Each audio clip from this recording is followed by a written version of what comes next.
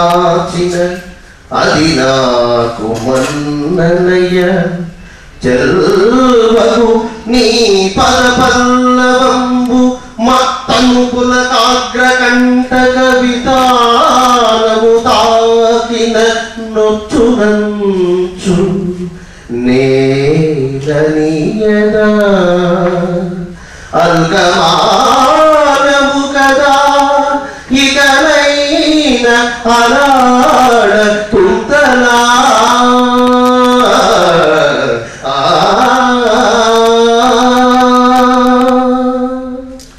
మహామాచుల వారు ఒక పదబంధాన్ని వదిలారు. నేను ఆ పాదబంధం దగ్గర కట్టుబడి ఈ పదబంధము పదానుబంధము అనుసంధానం దగ్గరికి ఇప్పటికీ రావాల్సి వచ్చింది. ఇక పైన ఈ బంధాలు బిగుసుకుపోతాయి. సమయాన్ని పాటించకపోయినట్లయితే మనం వేరే లోకాల నుంచి ఈ లోకానికి వచ్చామని గ్రహించాలి. ఇక్కడి నుంచి మనం తొందరగా వెళ్ళకపోతే ఈ బంధాలు గట్టిపడతాయి భూలోకంతో. కనుక తప్పకుండా సమయాన్ని పాటించాలి. ఎందుకంటే రాయల వారు అష్టదిగ్గజ కవులు సభాసదులు రసికులు. అరసికులు కాని వారికి ఇంత రసావస్థను మీరు అనుభవిస్తున్నారు కదా అని ఈసున పుట్టిడెందెమున హెచ్చిన శోకదవానంబుచే గాసిలి ఏడ్చే ప్రాణ విభు కట్టెదుటం లలితాంగి పంకజశ్రీ సఖమైన మోహుపై చేల చరంగిడి బాలపల్లవగ్రాస కషాయ కంఠగల కంఠ వధూకల కాకరీ ధ్వని. బాగుంది మన కవి వేష్. కలకంఠ వధు కల కాకలి ధ్వని అని ఆ కామిని వర్ణించారు కదా. మరి ఇంకొక కామిని ఎవరో కవుల ముందు భాషించుతున్నది. ఆవిడ ఒక విచిత్ర ప్రవర్తన చేసినది. ఏమిటా విచిత్ర ప్రవర్తన? తెనాలి రామకృష్ణుని మీద ఒక సమస్యాస్త్రము సంధింతముగాక. ఎప్పుడు మామీది కదులు. ఆయన మాత్రం 1-2 మార్లు జగన్ నాటక సూత్రధారి అంటారు. ఏమిటో వాళ్ళు మాత్రం మాకు అర్థం కావట్లేదు. అయ్యా కడ పోరు వీక్షించాను, కడ పటి వార్తలు కూడా వినేటటువంటి సమయం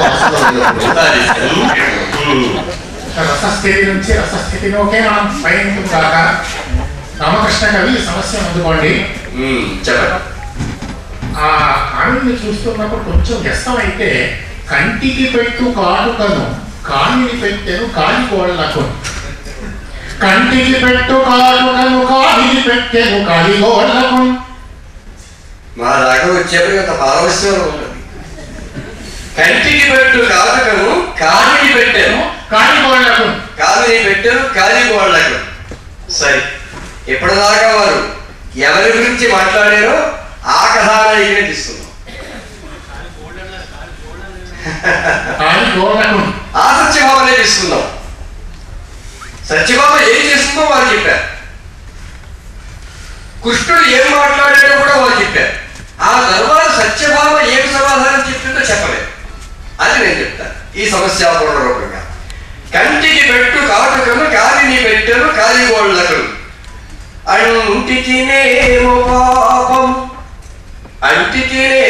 పాపం మహాత్మ. ఆమె పశ్చాత్తాపం కలిగింది. అంటికినేమో పాపము మహాత్మ త్వదీయ శిరము కాలితో అంటి జగత్ ప్రభుండవము నట్టి నిన్ను గ్రహింపలేక నేనుంటిని వెర్రివారను ప్రభు అని కృష్ణ పదాల వ్రాలుచున్ కంటికి పెట్టు కాటుకను కామిని కాలిగోళ్లకు. ఇప్పుడు ఏం చేస్తుంటే ఆ కాటుకంతా కెరిగిపోయి కృష్ణుని పాదాలకు అంటుకుపోయింది అనమాట. అందుకని కంటికి పెట్టే కాటుక కాలిగోళ్ల కంటి. ధన్యవాదాలు. స్వీకరించండి. చక్కటి ఇలా చెప్పినప్పుడు ఇస్తామంటే చాలా చెప్తాం మా వారి చర్య. ఇలా రాత్రి అలవాటు కూడా చెప్తారు. మీరు మాకు ఆ సంగతి తెలుసు. సమయం రసమయం అయినప్పటికీ సమయమే. సమయాన్ని మనం గుర్తించుకొని సమయజ్ఞుల మగుచు కావ్య నాటకాలంకార మర్మజ్ఞుడైన కృష్ణరాయుని నోట నుండి మరొక్క పద్యాన్ని విందుముగాక. అదేదో ఒక పల్లెటూరు కనబడుతున్నది, వింగిపుత్తూరు, తండ్రి నందపురము. ఆ వింగిపుత్తూరులో ఒక వర్ణన, ప్రభాత కాలమున ఏవో వర్ణన, తుషార గుంపు సమూహమున ఏవో కొన్ని పక్షులు ఎదుగుతున్నట్టుగా మామకీన మతమునకు గోచరించుతున్నది. అది ఏదో వర్ణింపము రాయా. అప్పాజీ, తల పక్షచ్చటగృక్కి బాతువులు,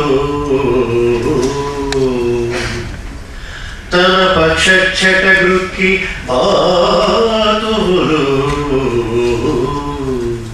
కేదారంపు కుర్యాంతరస్థలి నిద్రింపగజూచి, ఆరెకులు ఉషస్నాత ప్రయాత ద్విజావళి పిండి కృత సవిన్ తదావాసంబుజేర్పంగ రేవులడిగన్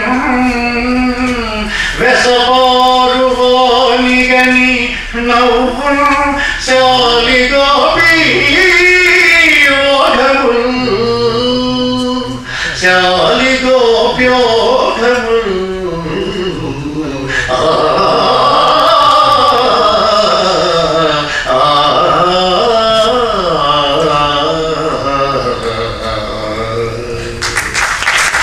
అప్పాజీ, ఇందులో ఉండే చమత్కారాన్ని నేనే చెప్తే అది ఉచితంగా ఉండదు. దీనికి ఎలాగో ప్రస్తావన చేశారు కనుక ఒకంత వ్యాఖ్యానం చేయవలసిందిగా మిమ్మల్ని నేను కోరుతున్నాను. స్వల్ప వ్యాఖ్యానంగా చేస్తాను ప్రభు. తలపక్ష గురించి బాతువులు ఆ ఉద్యానవనం నుంచి చూసినట్టయితే చెరువు గట్ల మీద బాతువులు ఇలా పొద్దున్నే పడుతున్నాయి. ఆ తెల్లని బాతువులు దూరంగా చూస్తే ఎలా కనబడ్డాయంటే పొద్దున్నే వచ్చి స్నానం చేసి వెళ్ళిపోయిన విప్రుల వాళ్ళు వాళ్ళ యొక్క తుండు మొట్టలు అక్కడ వదిలేసి వెళ్ళిపోయారేమో అని ఆర్యకులు ఆ గ్రామ రక్షకులు అనుకున్నారు. అక్కడికి వెళ్ళారు, వాటిని పట్టుకుందాము, మళ్ళీ వాటిని పట్టుకెళ్ళి ఆ స్వామికి ఇద్దామని ప్రయత్నం చేశారు. కానీ వెళ్ళేసరికి ఆ బాతులు ఎగిరిపోయాయి. అది చూసి వారి స్త్రీజనం అంతా కూడా శాలిగోపి ఓహములు తప్పగా నవ్వారు. ఇది ఇందులో ఉన్న అందం. అయితే ఇందులో రాజనీతి ఉన్నది, పాలనా నీతి ఏమిటంటే ఆర్యకులు గ్రామ రక్షకులు అంత జాగ్రత్తగా ఉండేవారు. పైన వేసుకునే ఉత్తరీయాల సైతము ఎక్కడెవరు మర్చిపోయినా పట్టుకెళ్ళి మళ్ళీ వాళ్ళకి అప్పచెప్పేవారు. అది వారి పాలనలో. కవితామయంగా దృశ్యమైన ప్రక్రియను చూపించినటువంటి పద్యాలలో ఇది ఒకటి. ముందుగా దృశ్యం తలపక్షత గురించి బాతువులు కనబడ్డాయి. ఆ తర్వాత అది చలిస్తున్న దృశ్యం. ఇది ఎలాంటి ఉయ్యాంకరస్థితి నిర్దిస్తున్నాయి. ఆయుధులు అక్కడికి వెళ్ళారు, అవి పట్టుకోవడానికి ప్రయత్నించారు. అవి పాలు వాలి కానీ ఇలా మొత్తం దృశ్యమాలిక అంతటిని ఒకదాని తర్వాత ఒకటి చూపించడంలో ఒకడు ఇక్కడ మహాకవి. అందుకే నాటకీయత వారి శిల్పము. ఆ నాటకీయతను అంటిపుచ్చుకొని రాసిన ఈ రాజకవి కవిరాజు ఈ రాజు. ధన్యోస్మి అప్పాజీ, పరిమిత అవగాహనమైన బుద్ధిశాలి మీరు కనుకని దీనిలో ఔచిత్యాన్ని పాటిస్తారు అని మీకు ఈ విషయాన్ని నివేదించడం జరిగింది. ధన్యోస్మి. మరి యొక్క 15 నిమిషములలో ఈ విద్యాగోష్ఠిని మనం ముగింపుగాక. పరిషత్తులు ಎಲ್ಲರೂ ఇంతవరకు రసమయమైన ఈ గోష్ఠిని చూసి ఆనందించే వారు మరొక 15 నిమిషాలు కూడా చూసి ఆనందించండి. జీవితంలో శాశ్వతమైన ఆనందాన్ని పొందేది కావ్యానందము సబ్రహ్మచారి అనేది మీకు లభిస్తుంది. వట్టుమూర్తి రచించిన గ్రంథం వసు చరిత్ర ఒక స్వతంత్ర ప్రబంధము. కేవల కల్పనా కథములు కాదు, అలాగని మేము ఆద్య సత్కథల్ని కాదు, ఈ రెండింటిని మిశ్రంగా చేస్తాను. మిశ్ర కథ అయినటువంటి కొంత కల్పన కొంత ఆద్య కథం చేస్తానని ప్రతిజ్ఞ చేసి రాసిన ఆ వసు చరిత్రలోని 2 పద్యాలని వినిపించండి భట్టుమూర్తి కవి రామరాజభూషణ.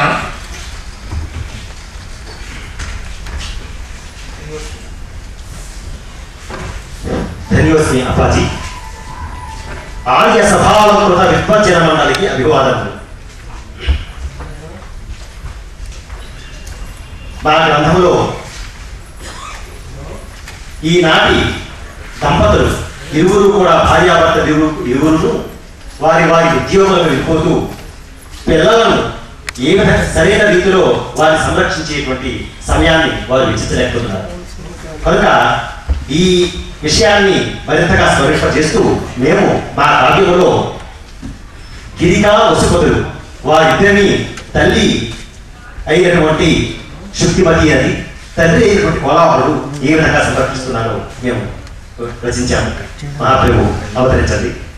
పంకజపాణి శంఖ పరిభావక గంధరా తల్లి ఏలుకో సంకులు గట్టెనంచు కులశైల కులాగ్రనిపాయ ద్రోచి రత్నాంకిత హారముంప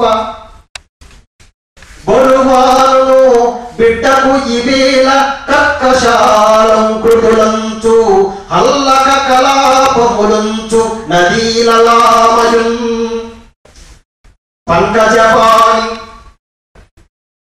ఆ యొక్క గిరికకు ఆమె మెడ శంఖము కంటే సుందరమైనటువంటి ఆమె యొక్క ఆ చిన్నారి యొక్క మెడలో ఈ శంఖములతో కూడినటువంటి ఈ యొక్క ఆభరణాలు ఎదురు వేసిందని చెప్పి తల్లి ఎదురు వేసిందని చెప్పి తండ్రి అవి తీసేసి రత్నాల హారాలు వేస్తే ఈ రత్నాల హారాలు వద్దు, ఇవి చాలా కఠినమైనవి, సుకుమారి అయినటువంటి బాలికకు చాలా ఇబ్బంది కలిగించేటువంటి హారాలు అని చెప్పి తీసేసి ఆ యొక్క కోలాహలుడు తండ్రి వేసినటువంటి హారాలు తీసేసి తల్లి మళ్ళీ సున్నితమైనటువంటి అలంకారాలు వేసిందట. అలాగే సమయం మనము నిర్దేశితం చేసాం కనుక వ్యాఖ్యారహితంగా పద్యాలను మాత్రం చెప్పమని ఇటువంటి అలాగే శ్లేష యమక చక్రవర్తి కాబట్టి ఒకే ఒక పద్యం చదివి అందులో ఉన్నటువంటి ఒక శ్లేషణ గురించి చూపిస్తాను. ప్రస్తుతం ఆశ్లేష నక్షత్రం నడుస్తున్నది, అది గమనించండి కాస్త. స్వైర విహార భీరలకు సారసలోచనలున్న చోటికిన్ పూర్ణలాదివారు చొరపోలినచో రసభంగమంచు నీ చేరక పువ్వు దీవియల చింతని నిల్చి లతాంగి రూపు కన్నారగ చూచి వచ్చితి నవాంబురుహాంబగా నీకు తెల్పరన్.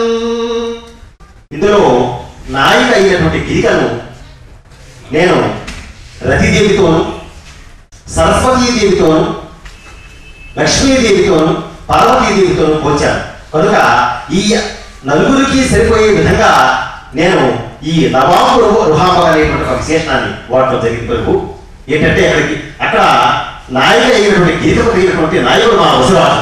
ఆ వసురాజు ఎలాంటి వాడంటే నవాంబు రుహాంబకుడైన, అంటే మొదటగా మన్మధుని యొక్క పరంగా తీసుకున్నట్లయితే కొత్తదైనటువంటి అంబురుహములు అంటే తామర పువ్వులు, అందులోంచి తామర పువ్వుల వంటి అంబరం అంటే బాణం, అంటే పుష్పభావులు కాబట్టి ఆ పద్మముల వంటి బాణములు కలవాడని ఆ మన్మధుని పరంగా. అలాగే నవ అంబురుహ అంబక కొత్తదైనటువంటి అంబురుహం అంటే అంబు అంటే నీరు, రూట్ అంటే పుట్టినటువంటి నీటిలో పుట్టినటువంటి, అంటే అంబురుహం అంటే పద్మము అంబకముగా కలవాడు. అంబకం అంటే తల్లి, అంబ తల్లి తల్లిగా కలిగినటువంటి వాడు, ఆ పద్మం నుంచి ఉద్భవించిన వాడు ఆ యొక్క బ్రహ్మదేవుడు. పూర్వజన్మలో మీరు ఉపాధ్యాయులు అయి ఉండరు కాబోరు, పూర్వజన్మలో మీరు ఉపాధ్యాయులు అయి ఉండరు. పట్టుకొట్టి అలా పచ్చపఠనాన్ని పూర్తి చేశారా? ఈ విధంగా పూర్తి చేసింది. ఈ విధంగా అనేకమైనటువంటి శ్లేషలు, అంటే శ్లేషలు అనేవి ఆ రసభంగములను చాలా మంది అంటే అలంకారులు భావించారు, కానీ ఆ వాదాన్ని ప్రాస్తం చేసి ఈ శ్లేష యమక కవి చక్రవర్తిగా నేను ఈ కావ్యాన్ని రచించాను. ప్రభు ఇలాగానే మనోహరమైన పద్యాలు ఉన్నాయి కనుక కానీ కాలాతీతమైన ద్వారా మరొక అవకాశాన్ని మీకు కల్పిస్తాం. ధన్యవాదాలు. ఎన్నో మనోజ్ఞమైన పద్యములు, నైషధం పెద్ద ఔషధం అని సంస్కృతంలో నైషధం ఎంత ప్రశస్తి నొందినదో పట్టుమూర్తి కావ్యం కూడా భావి కాలంన అంత ప్రశస్తి నొందును. ఇక అయ్యవరాజు రామభద్ర కవి, పింగళి సువర్ణ కవి చెయ్యొక్క పద్యం మాత్రము వినిపించి ఈ గోష్ఠిని కొనసాగించవలసింది. ముందుగా రామభద్ర కవి మీ రామాయణంలో ఆ ముద్రికను హనుమంతుడు సీతమ్మ వారికి ఇచ్చినప్పుడు ఆ ముద్రికను చూచి ఆ ఎనపడిన బాధ, ఆ వేదన మీరు ఒక అద్భుతమైన పద్యంలో మాయల లేడి అని ఏదో ఒక పద్యాన్ని అన్నారు. ఇది ఒకసారి మీ మధురమైన కంఠంలో ఆ పద్యాన్ని ఆలపించండి. ప్రభులు వారి నమస్కారం, సభాసదులకు నమస్కారం.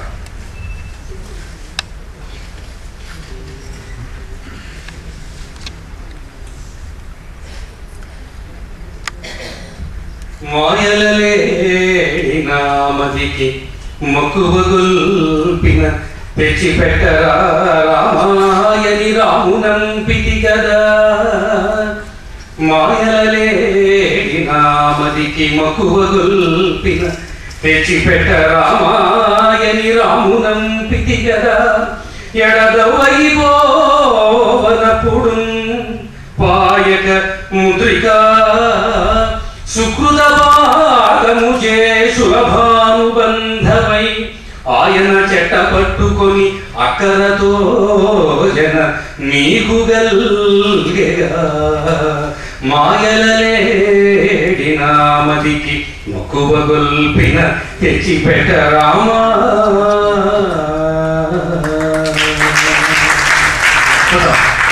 రసావిష్కృతమైన పద్యం.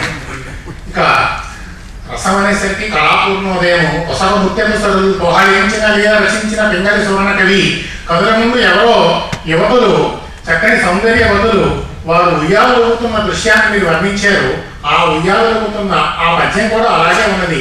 ఏది మీ మొదటి కంఠంలో ఆ పద్యాన్ని ఒకసారి ఆవిష్కరణ చేయండి. సరస్వతి స్వరూపమైన సభకు పునర్వివాదాలు. కళాభాషిని అనేటువంటి వేశ్య ద్వారకా నగరంలో ఉయ్యాలవుతోంది. మరికందరూ చూశాడు. తమిపూదీగల తూగుటుయ్యల పంతాలాడుచుంటూ, తమిపూదీగల తూగుటుయ్యల పంతాలాడుచుంటూ, ఆ కొమరుంబ్రాయపు గబ్బి గుబ్బెదల అంగులు చక్కరాజాగి మింటి మొగంబై చరుదించు ఠీవి కనుగొంటే దివ్యమౌనీంద్ర నాగమృగీ నేత్రల మీద కయ్యమునకు కాదాసులాగు పెడు. భాషను ఉయ్యాలవుతుంటే సాక్షాత్తు దేవతా స్త్రీల మీదకు కయ్యానికి ఆ కాలుని దౌలాయమానంగా అవుతుందా అన్నట్టుగా వర్ణించడం జరిగింది. మంచి ఊహ, మంచి ఊహ. అందమైన ఆడపిల్ల ఉయ్యాలవుతుంటే అలా చూడొచ్చా కవి? కానీ పాపాజీ, మన కవితా గోష్ఠిని ముగించవలసిన సమయం ఆసన్నమైనది. అయితే సభాసదులందరికీ ఒక సందేహం ఉండవచ్చు. ఈ కవులందరూ మహాకవులు, అప్పటికప్పుడు ఆసువుగా పద్యాన్ని అల్లజారిన మహామహులు కదా.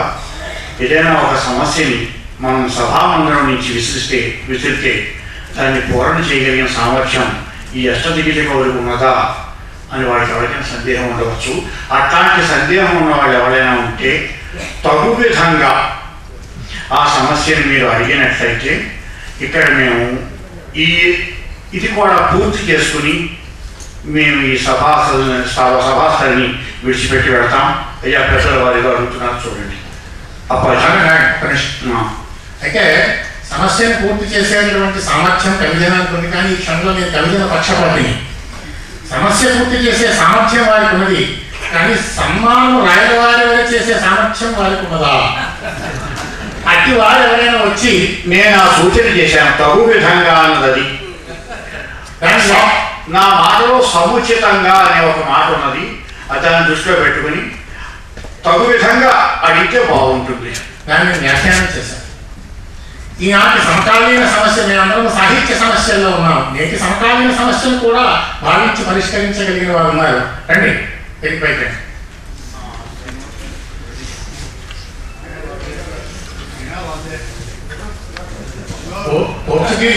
పోర్చుగీస్ దేశస్థుల వారి ఉన్నారు, వేష భాషలు. వారు అయ్యా ఈ జనబాహుళ్యం నుంచి వచ్చిన మీరు ఒక సమస్యని, సమకాలీన సమస్యను ఏదైనా సరే ఒక్క సమస్యని సంధించండి. దానికి ఎవరైనా మా కవిత్వంలో కొడతారేమో, లేకపోతే రాయలవారు ఉన్నారు, అంతగా లేకపోతే మేము ఉన్నాం. రాయలవారికి అష్టదిగ్గజాలకి నా నమోవకాలు. తమరు దిగి నుండి భృగుకి వచ్చారు కనుక అక్కడి నుంచి అమృతం తాగి వచ్చారు మీరు. అందుకని మీ అందరి కంఠాలు అంత మధురంగా ఉన్నాయి. నేను కాలుష్యంతో, శబ్ద కాలుష్యంతో, వాతావరణ కాలుష్యంతో కంఠాన్ని పోగొట్టుకుని నాకు తోచిన విధంగా పండితుడిగా కాదు కనుక పామరుడుగా ఒక సమస్య ఇస్తున్నాను. సమస్య మంచిది ఇచ్చినట్టయితే మీకు కూడా అమృతాన్ని అనుగ్రహిస్తాం. ప్రభు, ప్రస్తుతము మా దేశంలో ఉన్నటువంటి పరిస్థితుల గురించి వివరిస్తున్నాను. 1, నల్లధనము దాచుటయే న్యాయము దేశహితము గోరుచున్. నల్లధనమే నల్లధనము దాచుటయే న్యాయము దేశహితము గోరుచున్. అనుమతిస్తే నేను అందుకుంటా మహారాజా. నల్లధనము దాచుటయే న్యాయము దేశహితము కోరుచున్. ఇందులో ఏదో విరోధం ఉన్నది. ఈ సమస్య చాలా ప్రబలమైనటువంటి సమస్య, సమకాలీన సమస్య. దీన్ని సాహిత్య సమస్యగా తీసి మళ్ళీ దాన్ని తెనాలి రామకృష్ణ కవి దాచుటే కాకుండా దోచుటే అయితే చాలా బాగుంటుంది దానికి. మరి నల్లధనము దాచుతో ఏదైనప్పటికీ కూడా దేశహితానికి ఎలా అవుతుందో రామకృష్ణ కవి మీరు వారి హృదయాన్ని దోచుకుని ఎలా సమస్య పూర్ణ చేయండి. ఇతరుల యొక్క తెల్లధనాన్ని దోచుకుని దాన్ని నల్లధనంగా దాచుకుంటారు. కనుక ఇక్కడ నల్లధనం దాచడమే ఉంటుంది. పద్యపూరణని ప్రారంభించండి కవి. నల్లధనము దాచుటయే న్యాయము దేశహితము కోరుచున్. నల్లధనము దాచుటయే న్యాయము దేశహితము కోరుచున్. అంతే కదండి. అల్లరి పిల్లగాలి ఒకటి అల్లన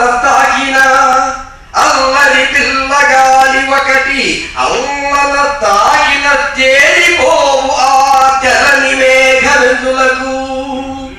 అల్లరి పిల్లగాలి ఒకటల్లన తాకిన తేలిపోవునా తెల్లని మేఘలకు. తీరుగా చల్లని జల్లులిచ్చు ఆ నల్లని మేఘబంతియ ధనమ్ము నిజమ్మగు ప్రాణికోటికి. నల్లధనమ్ము దాచుటయ న్యాయము దేశహితమ్ము కోరుచు. మా అష్టదిగ్గజ కవుల కవితా వైభవాన్ని గమనించారు. ఎందుకంటే పెద్ద ఎత్తున మీరు కర్తాధ్వనులు చేయవలసిందిగా నేను ఆశిస్తున్నాను. తెల్లని మేఘము ధనము కాదు, వర్షాన్ని ఇచ్చే నల్లని మేఘమే నిజమైనటువంటి ధనం. ఆ నల్లని మేఘాలు దాచుకోవడము అంటే నల్లని మేఘాలు రక్షించడానికి వీలుగా చెట్లను చేపలను పెంచుకోవడం అన్నమాట. అది న్యాయం అవుతుంది దేశానికి హితం కలగడం కోసం. ఈ సాగర తీరపు ప్రజలు ఎంత రసజ్ఞులు అని కొద్దిగా ఆలస్యంగా గ్రహించాం. లేకపోతే ఇదే దీంతోనే మొదలు పెట్టుండేవాళ్ళం కదా మహాకవి. మహారాజా ఆ సమస్య చాలా చమత్కారంగా ఇచ్చారు. బాగుంది. న్యాయము అన్న దాన్ని ఎదురు పెట్టి ఇచ్చారు. మన రామకృష్ణ కవి నకారం ఇది తీసుకుని ఆయన పూర్తి చేయడం జరిగింది. ఇప్పుడు యకారాన్ని ఇతిహాస సేకరించి నేను పూర్తి చేస్తాను. లేదు ఇద్దరు కొంచెం ఉందా కంగారు యావత్తు నాకు ఎక్కడ కీర్తి మన కీర్తి ఎలా దాటి వెళ్ళాలి అంటే కీర్తి రుచి ఇంపుగా సౌఖ్యములు వెలాత్మగా రహింపగా మనకి సౌఖ్యాలు కలగాలన్నా మనకి కీర్తి పరిష్కారం కలగాలన్నా చల్లగా జీవితం వలరా సద్ధనమే భువి కోరగావలెన్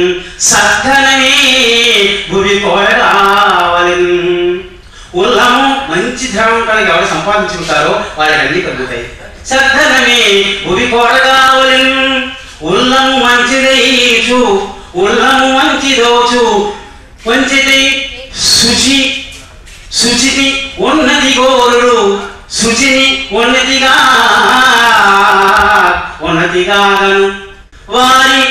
వారి దివ్యమో అల్లధనంవే న్యాయము అల్లధనము దాచుటయే న్యాయం దేశహితము కోరగాను. కనుక మంచి ధనం కోరడం దాచడం దేశానికి హితం సుమాని అల్లా అనే అకారానికి యాకి పూర్తి చేశాను. బాగుంది పెద్దగా. మా అష్టదిగ్గజ కవుల సామర్థ్యాన్ని కొద్దిగా చూచాయిగా మీకు ఇవ్వడం జరిగింది. ఇలాగే కనుక కొనసాగించినట్లయితే కృష్ణుడు అటుకులను తింటున్న కొద్దీ ఆస్తి కరిగిపోయినట్టుగా